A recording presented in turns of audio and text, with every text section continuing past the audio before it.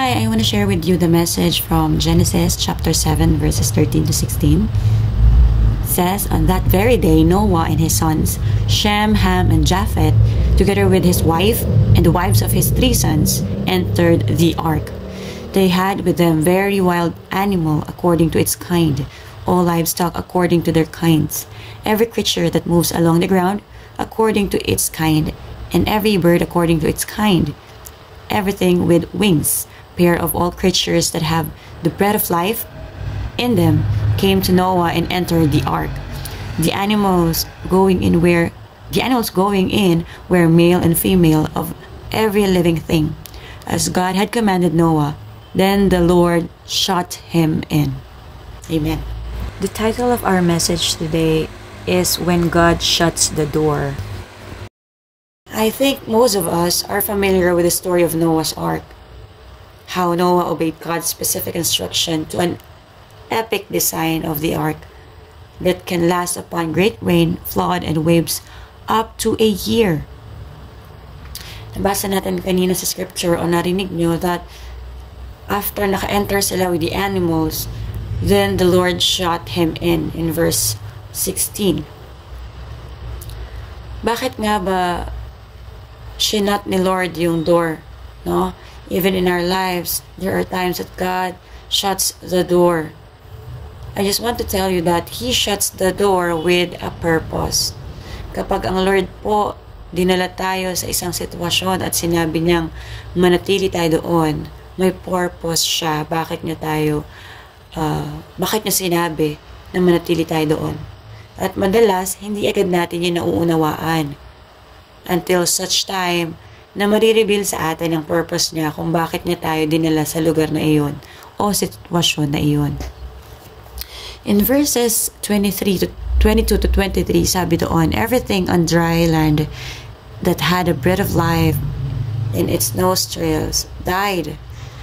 Every living thing on the face of the earth was wiped out. People and animals and the creatures that move along the ground, and the birds were wiped from the earth.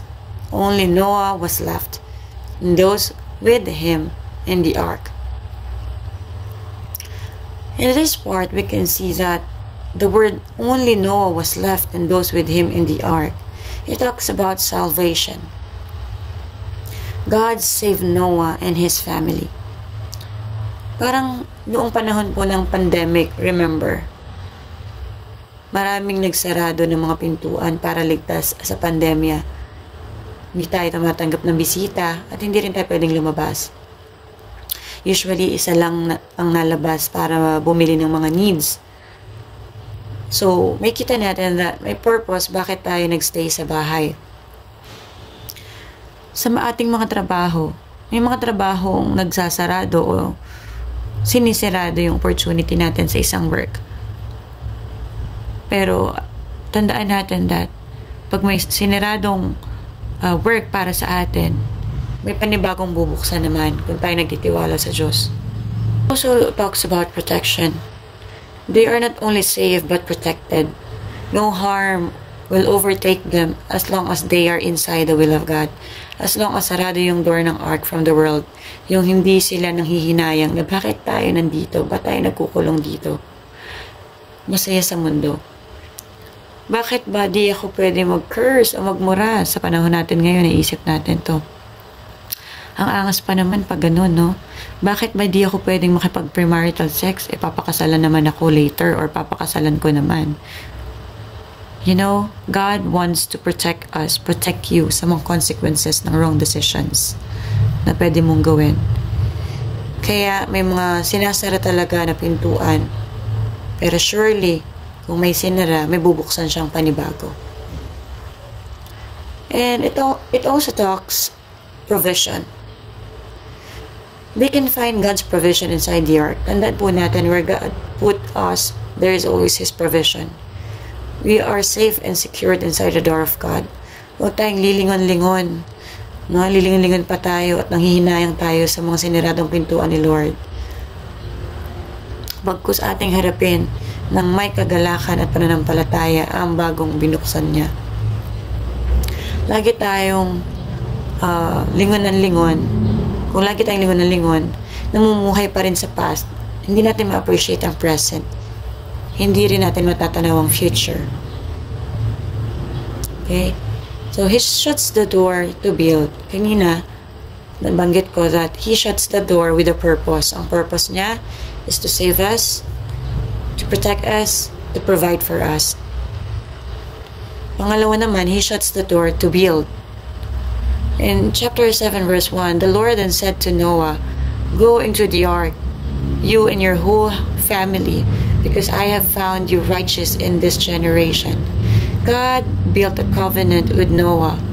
He entered to a relationship covenant with Noah, not just because he will destroy every life-breathing creature and he needs an assistant, but Noah found favor in the eyes of the Lord because God have found Noah righteous in His sight.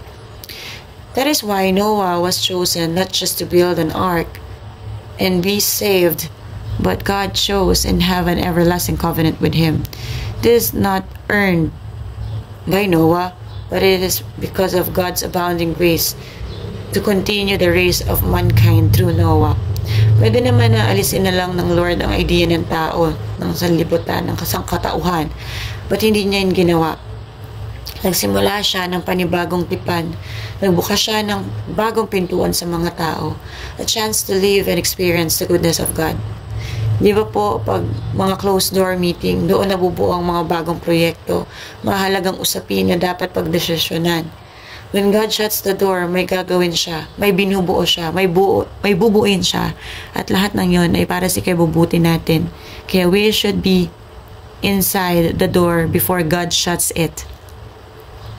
Napakalaki ng Noah's Ark, imagine, pero iisa lamang ang pintuan na nabanggit sa scripture. Iisa lamang ang pintuan nito, papasok at palabas. Walang back door, walang fire exit. In chapter 6, verse 16, sabi doon, "Make a roof for it, leaving below the roof an opening 1 cubit high all around. Put a door in the side of the ark and make a lower, middle, and upper decks." Kasi sure ang Diyos na ligtas sila pag nasa loob sila noon. Walang panganib. Kaya lang naman tayo naglalagay ng fire exit dahil naninigurado tayo na kapag dumating ang mga trahedya like sunog, earthquake, mga catastrophe, may madadaanan tayong exit door. But this ark, sure ang Diyos na ligtas sila doon. No need for fire exits or emergency exits. You know, ganun din si Lord sa buhay natin ngayon. Hindi siya Diyos na nagmamali-mali o pamali-mali. Tayo lang ang nagkakamali ng pinapasukan o pinipiling daan.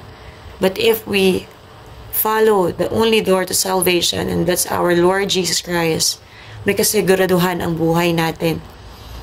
Tandaan po natin, when God shuts the door, may purpose siya palagi. And His purpose is not to harm us, but to save us and give us relief. Kapag siya din po ang nagsarado ng pintuan, hindi ito ang katapusan. Siya ay may bagong sinisimulan. At sa kanyang bagong sinisimulan, tayo ay siguradong mapapainam. Panatilihin natin na tayo ay nasa loob ng biyaya ng Diyos, nasa loob ng kanyang kalooban. Doon tayo ay mapapakinggan, mapapanatili at makakasumpong ng pag-ibig na walang hanggan. When God shuts the door, do not be afraid, but trust Him. He holds the key. He can unlock everything you need.